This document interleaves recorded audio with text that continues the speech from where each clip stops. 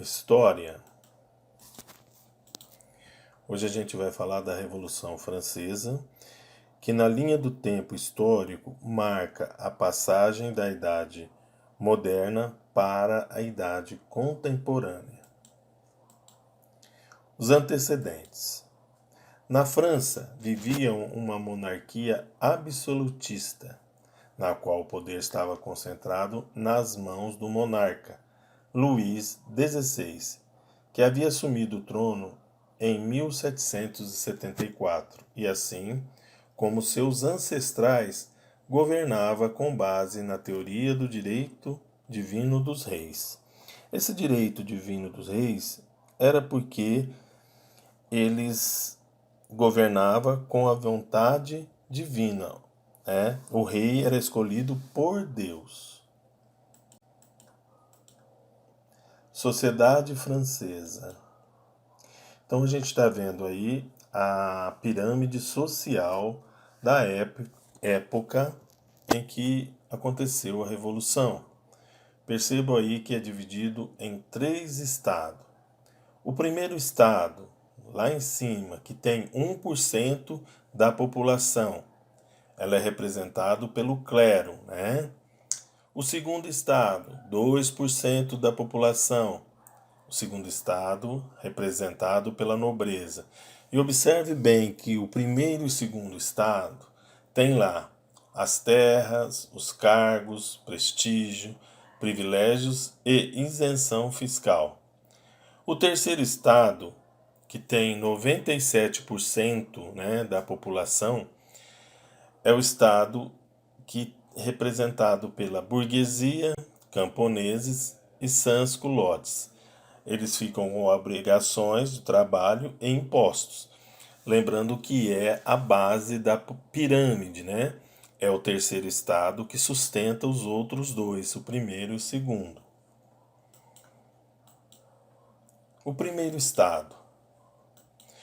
O primeiro estado, composto pelo clero, que se subdividia em alto clero, bispos e abades de origem nobre. O baixo clero, padres de origem popular, que sofriam as mesmas dificuldades dos pobres, vivendo nas aldeias, longe da corte e da fartura. A Igreja Católica era responsável pelo ensino de forma geral. Detinha muitas terras e rendas, provenientes dos dízimos cobrados, e era isenta do pagamento de vários impostos. Segundo estado. O segundo estado era composto pela nobreza, o qual possuía vários privilégios econômicos e tributários. Além de ser isenta do pagamento de diversos impostos, recebia tributos feudais pagos pelos membros do terceiro estado. A nobreza era o grupo que detinha a maior parte das terras francesas. Muitos de seus membros viviam de forma luxuosa na corte, com a família real, no Palácio de Versalhes, formando a denominada nobreza cortesã. Terceiro estado. O terceiro estado, composto pelo restante da população, burgueses, trabalhadores urbanos, camponeses e outros grupos que formavam as camadas mais pobres da sociedade francesa. A alta burguesia era formado por grandes banqueiros, industriais e comerciantes. A média burguesia, por funcionários reais, médicos, advogados, etc. A pequena burguesia, por artesãos e pequenos comerciantes. Tratava-se do único grupo social que pagava impostos e, portanto, sustentava o Estado. Também, mesmo com o recurso financeiro, eles não participavam das decisões políticas do Estado. Eles só pagavam e sustentavam o Estado. O peso do terceiro estado. No século XVIII, a França era o país mais populoso da Europa Ocidental, com cerca de 23 milhões de habitantes.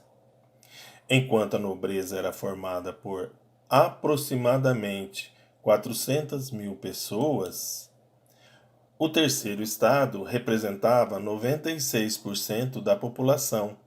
Em outras palavras, a maior parte do povo sustentava os privilégios de grupos minoritários da sociedade francesa. A influência iluminista. A política econômica mercantilista que sustentava o Estado francês no período que aconteceu o processo revolucionário, tendo por base a intervenção estatal e o sistema de monopólios, os regulamentos medievais e o controle sobre a produção, salário e preços prejudicavam os negócios e interesses da burguesia, sobrecarregada e insatisfeita com os impostos e taxações. Para além das ideias no campo econômico, as raízes dos ideais de liberdade, igualdade e fraternidade, às quais os revolucionários fariam referência posteriormente, estava em postulados desenvolvidos por pensadores iluministas. A crise econômica financeira. Por volta de 1780, a economia francesa estava em ruínas por uma sucessão de fatores. Entre 1756 a 1763, a França de Luís XV, que é de 1715 a 1774, envolveu-se na Guerra dos 7 Anos contra a Inglaterra, disputando algumas regiões da América do Norte e da Ásia. E em 1787, a França foi atingida por uma violenta seca que arruinou a agricultura e provocou uma grave crise no abastecimento de alimentos. Quase não havia produtos agrícolas e a alta de preço gerou fome para a população.